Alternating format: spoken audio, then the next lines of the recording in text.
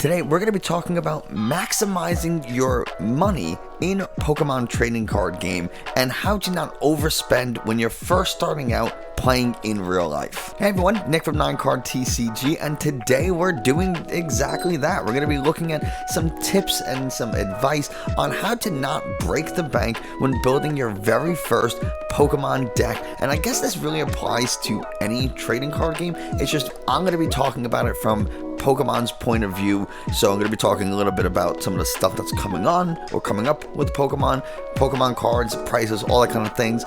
But the principles and what like the actions you can take, I guess, apply to any trading card game. So, use this for anything. The first piece of advice is to not build a deck that is going to be rotated out. So if you're not familiar, the Pokemon trading card game every year does what's called a standard rotation. It does a yearly format rotation where some sets, previous sets are no longer valid for standard play and in competitions, and so you can only use the newer sets. If you're interested in learning a little bit more about the standard rotation for 2021-2022, I did make a video a few months back, and pretty much everything I said in that video is confirmed.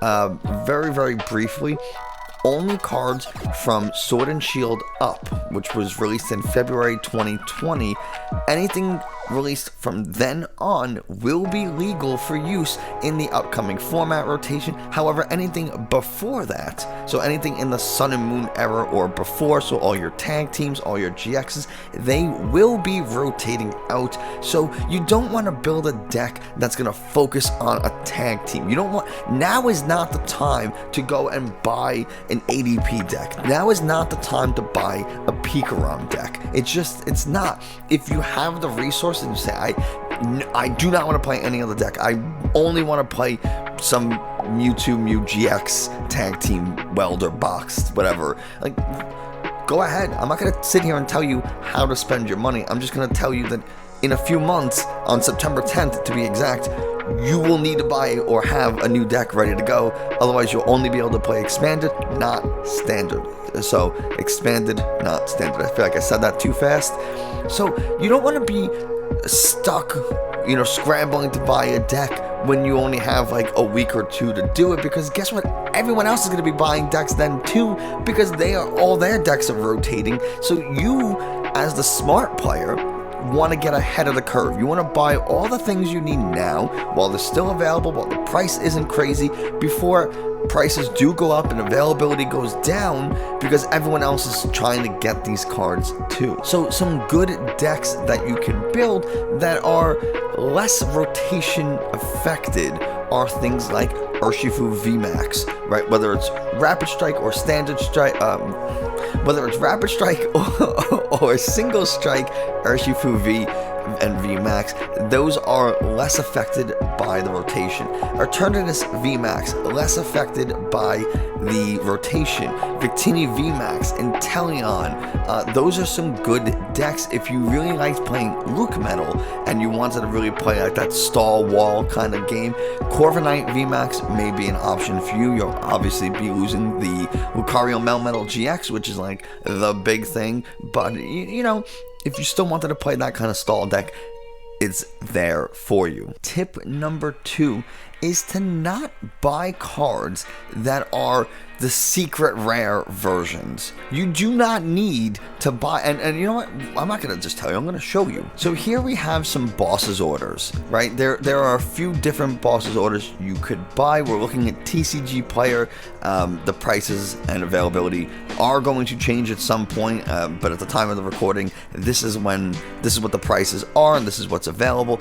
I am not partnered with TCG Player. They don't sponsor the channel. I personally use them a lot when I'm buying cards, especially singles. So that's why we're using this website. If you need 3 bosses orders for your deck, which one are you going to get? Are you going to get the $33 full art version, or are you going to get the 25-cent Shining Fate version or the $1 deck version?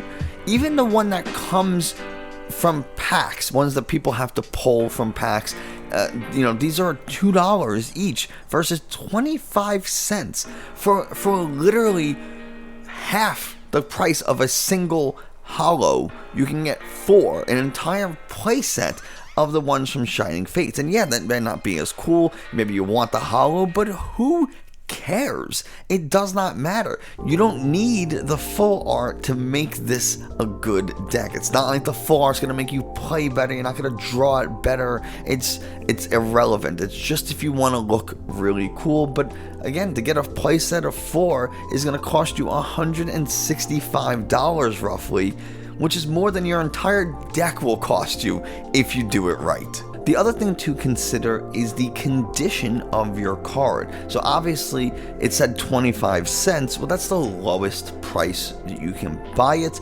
This one, for example, is $1.16, and it's going to come as a lightly played reverse holo foil. That's what it says. But we don't necessarily need reverse holo foils. We just need a card to play with. So if we scroll down, you can see that you'll just get a lightly played for 80 cents, and there's 4 of them. So now instead of buying this near mint, you have to get one of them and then get another near mint, just one of them, and you're going to be paying 78 cents shipping plus another 78 cents shipping. I mean, it doesn't sound like a lot, but when you are buying a 60 card deck, if you're paying 50 cents, 60 cents, 70 cents in shipping for 20, 30 of your cards, that really does add up. And now you could be spending $15, $20, $30 in shipping if you don't maximize the effectiveness or the efficiency in which you're buying your cards. So I would rather buy from this shop. I'd rather get the lightly played ones for 80 cents and spend 78 cents on shipping once.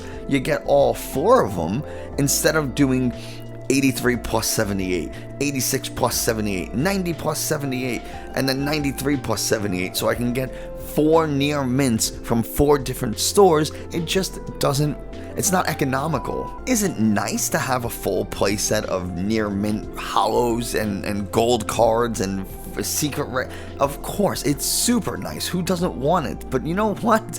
It's just not worth the money. You're gonna be shuffling these. You're gonna be picking them up. They're gonna be dice rolling on them. You're gonna be carrying around them all. Like it's not needed. It really is not. All of my cards for every in-person deck I have uses the cheapest card I can get. And I'm not saying go and buy heavily played or damaged cards. In fact, I would advise against that, because you don't want, you can't play with damaged cards in tournaments, and 2, heavily played is a step away from damage, and you're giving yourself not a lot of wiggle room. At least if you get something that's lightly played, you can put a little bit of wear on it yourself and you could still use it. It's still in pretty good condition, and there's nothing wrong with lightly played. The third tip is to use proxy cards before you go and buy the deck in person. And we've talked about this before in a previous video, I don't remember which one,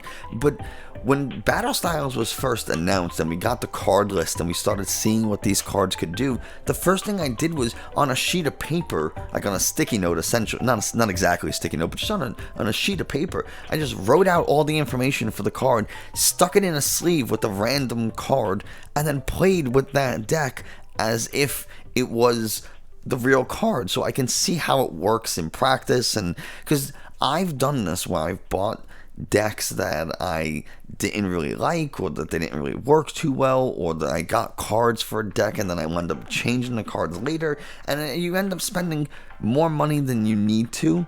So, you know, use proxy cards, play with decks or cards in PTCGO, because getting cards online is far cheaper than they are than most of the time getting them in person, and then you're not waiting for shipping and all this kind of stuff. So, you know, use proxy cards and use PTCGO to play test before you really buy in person. And the last tip, as cheesy as it might sound, is build a deck that you want to play, that you have fun playing with, and then you want to use. Because you could, if you play or buy a deck just because it's performing well at tournaments and you're like, this is the deck I need to play so I can win, you might not have as much fun. Yeah, sure, winning is fun, but you might not enjoy the grind, and you might not enjoy going to play because you're using a deck that doesn't excite you, that's not interesting to you.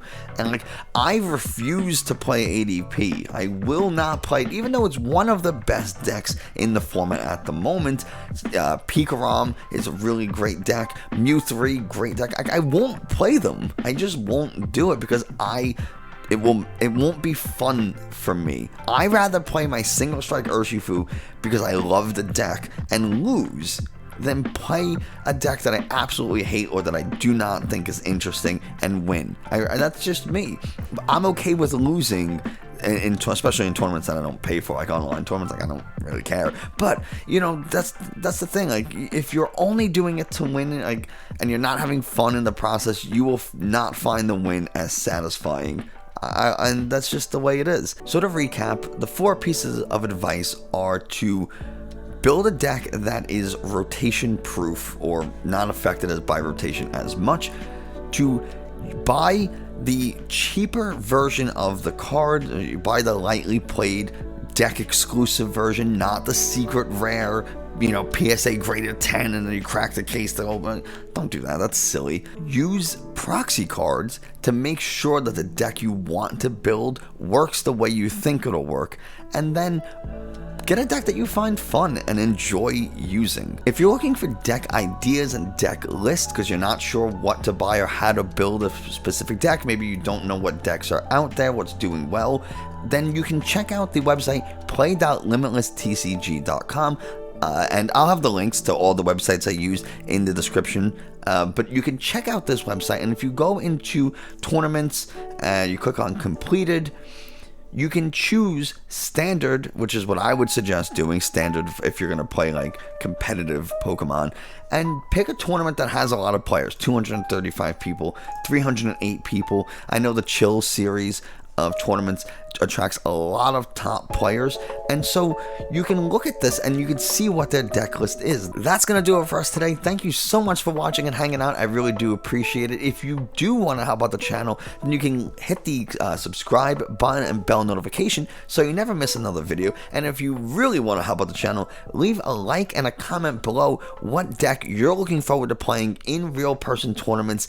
Leave that comment, I want to know. And if you absolutely love this content, you're like, I need more of this guy in my life, well, you can go follow me on social media.